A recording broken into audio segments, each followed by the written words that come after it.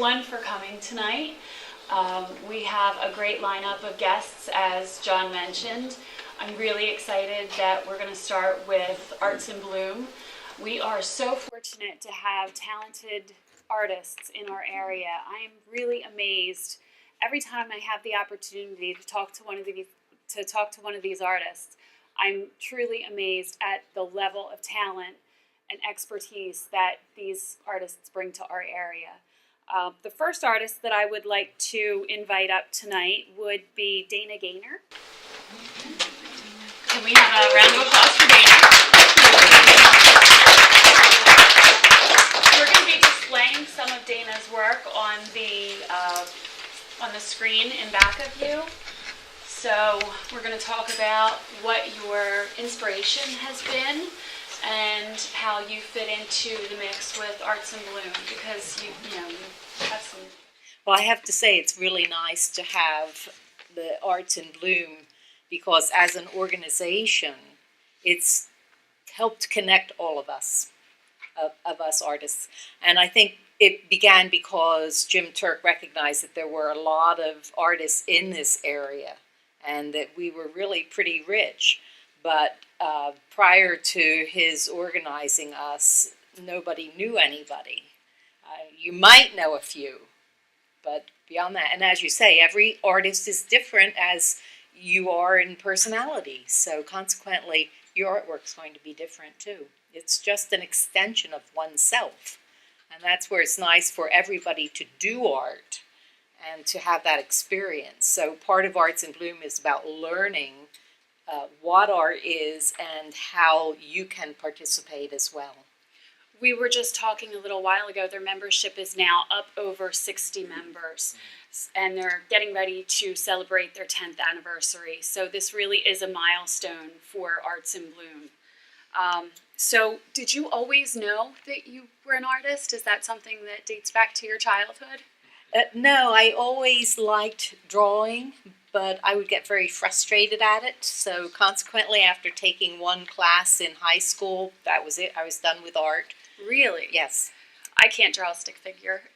But I always went back to art. And I always found that it was a good fill-in for any time you're bored, don't have anything to do, you're, at odds with yourself, so that I would draw. And consequently, my mother finally said, why don't you go to art school? Wow. Because she was an artist. And in the 70s, we were not supposed to do what your parents did.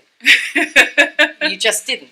So, I was trying to find my own path, but I didn't know my own path was to become an artist. Right. And it was, so. And how did you find your way back to the art and find your passion in art? How did you find your niche? Well, once she said, why don't you go to art school, I did. But it has taken years to develop the dabbling in this and that to find what really suits me. And I think I finally found it. Okay, so what is your favorite medium and what is your favorite art form? At this point, because as I was an art teacher and taught, so you do everything. Right. And play with clay and printmaking and so on. But painting, I've really liked and admired. I always wanted to paint as good as my mother. So that was my goal. And consequently, acrylic and watercolor I've enjoyed, but I'm really heavily leaning towards watercolor at this point and miniatures, little paintings. Oh my goodness. So, some of my paintings are, this is a big one. This one's big. This is a big one. I bought a big one. Why wouldn't you bring us one of the little ones too? We have tiny, room. Tiny. So they might be 2 inches by 3 inches. Oh my goodness. And I just love getting into that. And I really focus on it. So you must love this whole rock craze thing that is happening now, where people paint on rocks and leave them different places. Yeah, I think that's a good idea. Very good. So can you tell us about this piece that you brought tonight? Well, this was a place I used to drive by all the time, and it's an abandoned house, farmhouse set way back off the road. We actually got chased off the property photographing, but I find I am totally intrigued by abandoned buildings and the farmers' fields and the marshlands. And so far, that's what I've been pretty much focusing on, although I do have several paintings of horses as well. Right. That bucolic setting. Do you want to scroll through? You could tell us about them one by one. Yes. And now this is part of the series that I did. You can see quite a few horses in that particular one. And my favorite is the second from the bottom, the horses out in the snow. And they were actually my horses. But this is Featherbed Lane out past Woodstown. And again, you can't tell. I don't think the house was abandoned, but Right. you know, it just gives that lonely feeling. That is one of my favorite areas in Salem County. Oh, It's yeah. beautiful out there. I love the especially in the hedgerow. fall. And people do love the lighthouses, and that's East Point Lighthouse is so unique and different. Where's that? It's on the bay, like down below Fortescue. Okay. Towards Cape May. They're my horses. Oh. Jax and Sunny and Sammy. Oh, how sweet. Wonderful. So, Thank you. Thank you so much for being here. You're welcome. Is there anything else that you'd like to say since we have an audience? Well, I hope everybody will come out to Arts in Bloom, and if you miss this year, just look for us next year. Thank you. We do want to mention that they have a gala coming up at the end of this month, so we're going to encourage you to attend their gala as well. The next person that I would like to invite up would be Helen. I'll put this back here. Do you think we can set it here? Sure. That way everyone can really get a good look at it. I was talking about this last. Don't worry You're about back me. here I'm good. somewhere. Yeah, I'm back here. I'm here. This is Helen Karol, and Helen is also a business owner in Salem County. So, can you tell us a little bit about? And you're more than welcome to plug websites and Okay. Facebook pages and social media. Of course, we want to increase your following as well if we can. Thank you. Yes, my art page is helencarol.com, and my business page is 3darcheryrepairs.com. And they both link to each other, so if Okay. you get to one, maybe I'll move this here. You can find the other I just one. want to make sure people see it. It's Oh, such we'll a see it. spectacular piece. So you've done a lot of, you work with a lot of different mediums, Yes. and your history is so diverse as well. So what would you say your favorite medium is? I would say acrylics, but I like to do my final piece in unusual shapes that would also contribute to the design of what I'm painting. Because I don't like to do just rectangular frames or square frames. I just feel that it's too conforming, Right. you know. Don't put me in a box. Right. They all shouldn't be. No. How do you feel that your paintings are unique?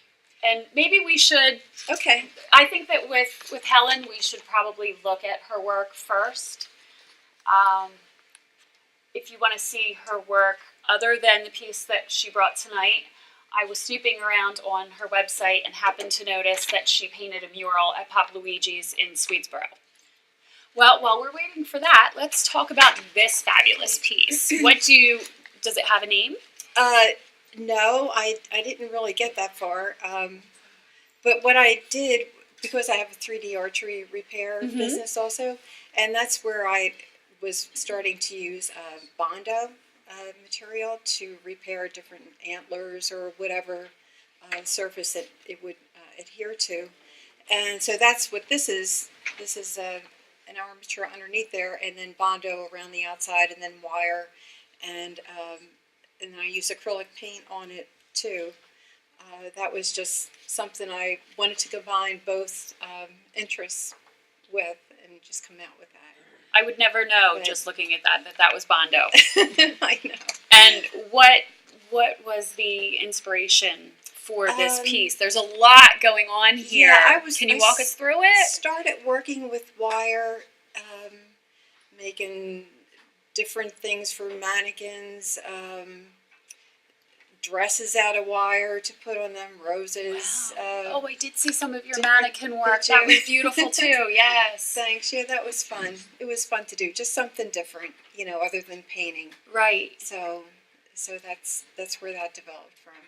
I highly recommend that you check out her website because there is so many interesting pieces. There's a lot on your website to take in. Yeah, really neat. Just like to try different things. And we have a tree growing out of this person's head.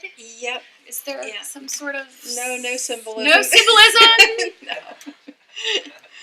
I find that really hard to believe, and it's so beautiful. I don't know whether it's like they're with the hunters, they're always in their tree stands. And do you hunt? No, I don't. But I just do the repairs for their 3D targets. Wow. So, yeah. And all of this detail with the colors. Can you tell us how you? That was wire, and I twisted it and put nail polish in there. Nail polish to give it different colors. So definitely not a traditional art medium. You like to be creative. Right. Resourceful.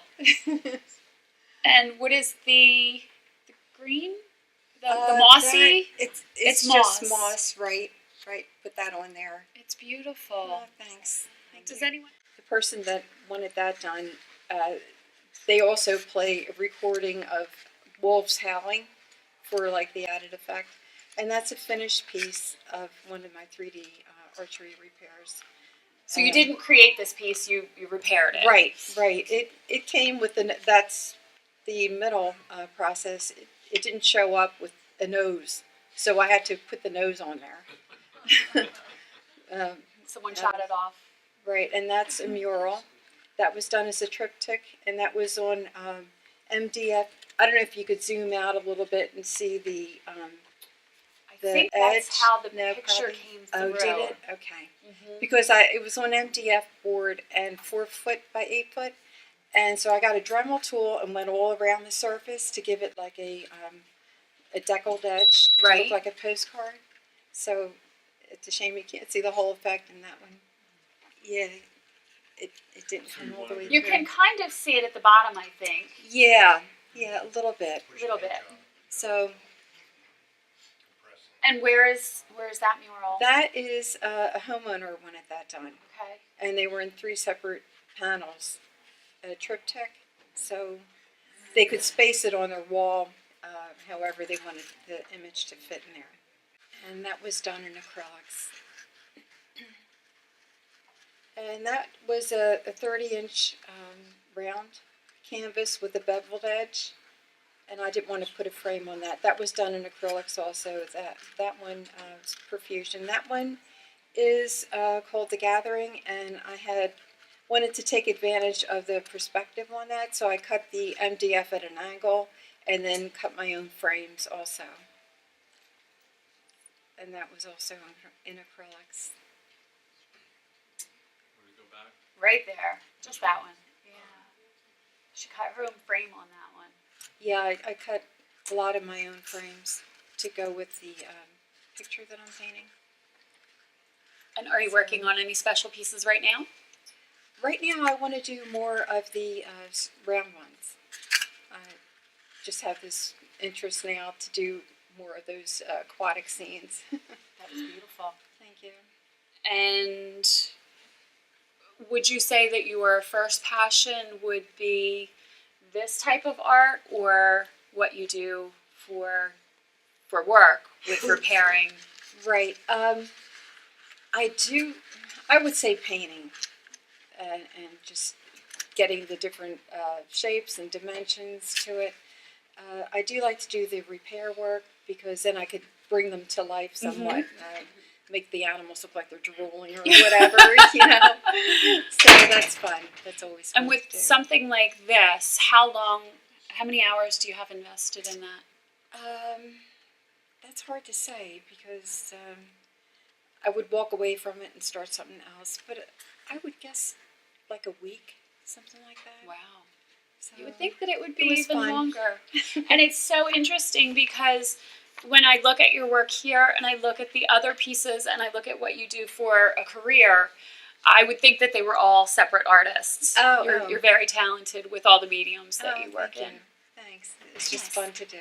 Thank you. Thank Thank you so you. much for being here, and thank you for bringing this beautiful piece. Well, thank you, Tiffany. I hope you name it. Do you want me to have someone help you carry it down? Oh, I'm good. Okay. Thank you very much. Thank you. Thank you for the opportunity. Oh, thank you. Thank you so much. And next we have Mary. I'm sorry, how do you say your last name? Rowson? Rowson.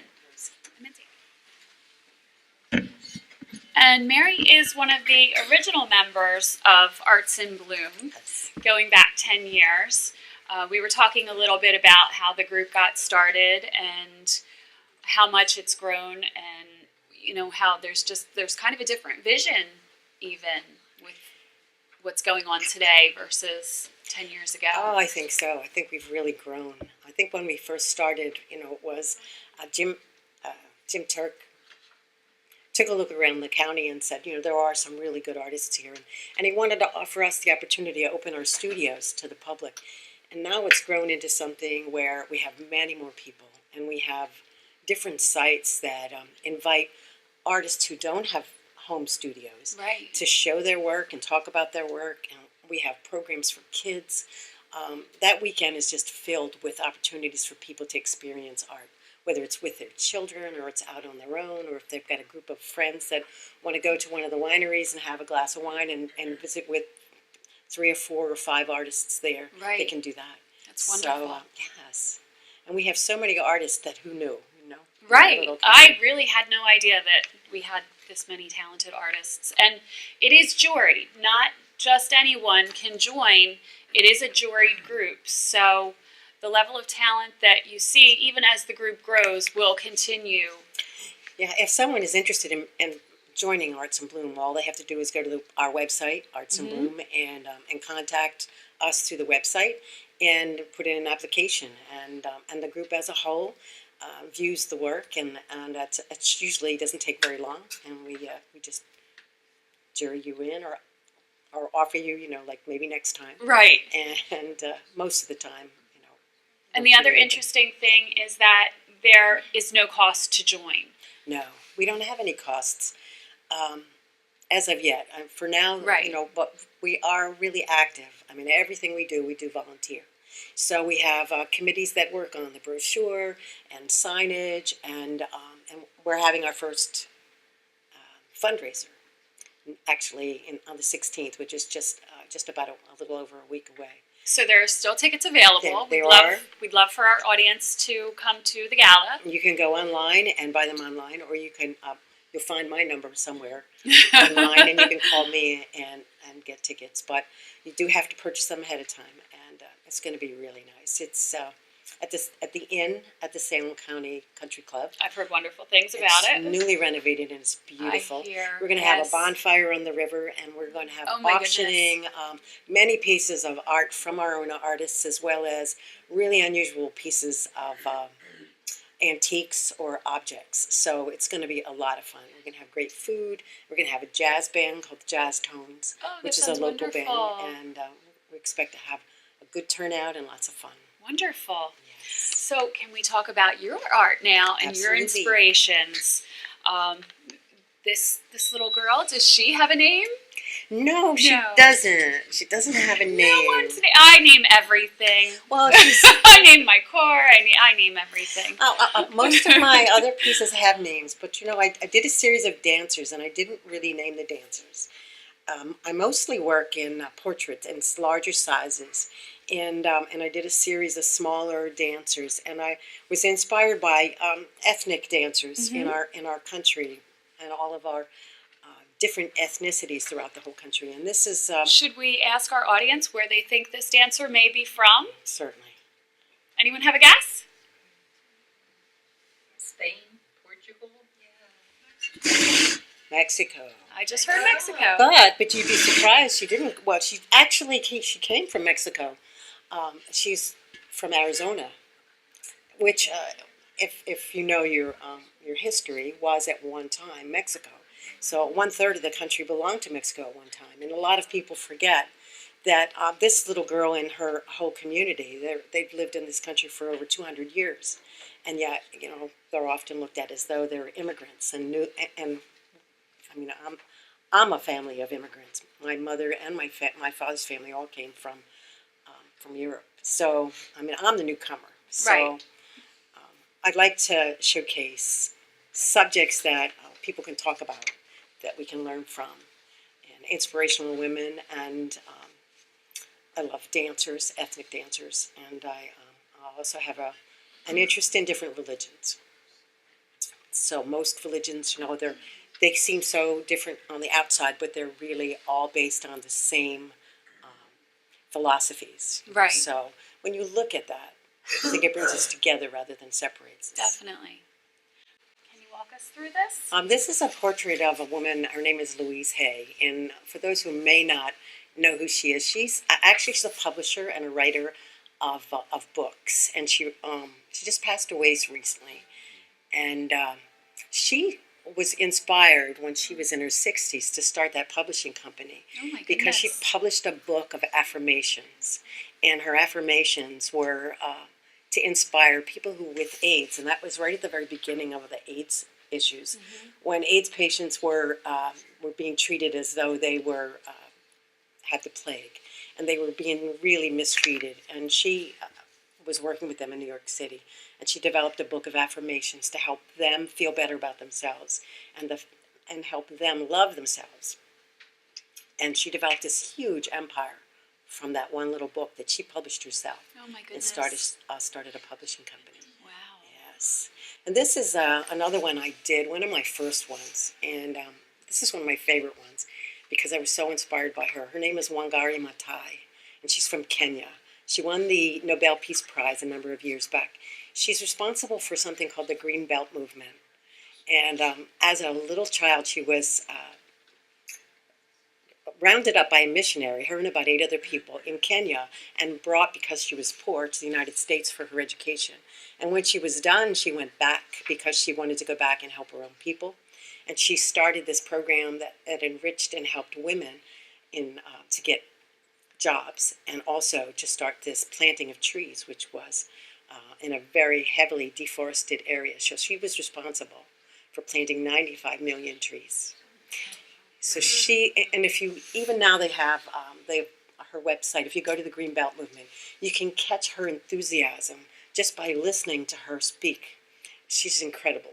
So how do you choose who you're going to? It's crazy. I look up inspirational women, and it's not about choosing which woman. There's so many to choose. It's like, which one do I want to do Next. Right. It is. And what are you working on currently? I'm doing a local. I'm going to do Jane Golden. Oh. She's from Philadelphia, Okay. and she's in charge of the mural arts program in Philadelphia. Oh, how wonderful. Yeah, she came back to this area. She was doing her artwork someplace else, and she came back, I think, because she was ill, and she started this mural arts program. And if anyone goes to the city to see the murals, you know how incredible it is and how incredible she is. So I just thought I would do her and have a lot of fun with it. Yes. And this is a piece I did for charity last year, and it's an owl, and you can see it has a timepiece. And so it's my reminder that if we don't take care of the environment, that all of our animals, the clock is ticking.